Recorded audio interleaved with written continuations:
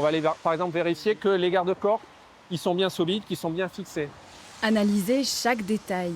Fissures, rouilles. Chaque année, du haut de ses 140 ans, le pont Eiffel est inspecté pour s'assurer de son bon état.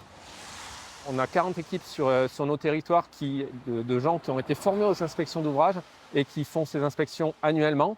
Et ensuite, tous les 6 ans, on fait appel souvent à des moyens extérieurs pour réaliser des inspections beaucoup plus détaillées avec des moyens d'accès beaucoup plus importants, des plongeurs, des nacelles. Géant de pierre et de métal, ce pont est l'unique viaduc du département. 14 000 véhicules l'empruntent chaque jour. Mais en 2017, il ferme pour rénovation.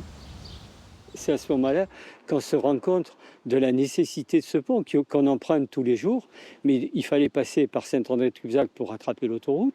Le monde agricole, il fallait qu'il passe aussi par Saint-André ou qu'il loue des véhicules plus conséquents pour pouvoir prendre l'autoroute. Comme ce pont, en France, 25 000 ouvrages doivent être rénovés. 7% d'entre eux risquent l'effondrement. Pour répondre au problème, l'État déploie un vaste plan de financement.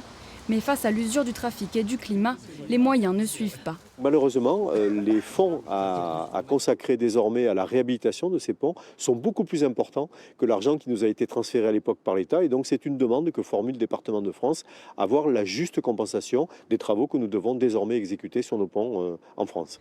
Malgré tout, la Gironde fait figure de modèle, avec 95% des ponts départementaux en bon état, contre 2 tiers au niveau national.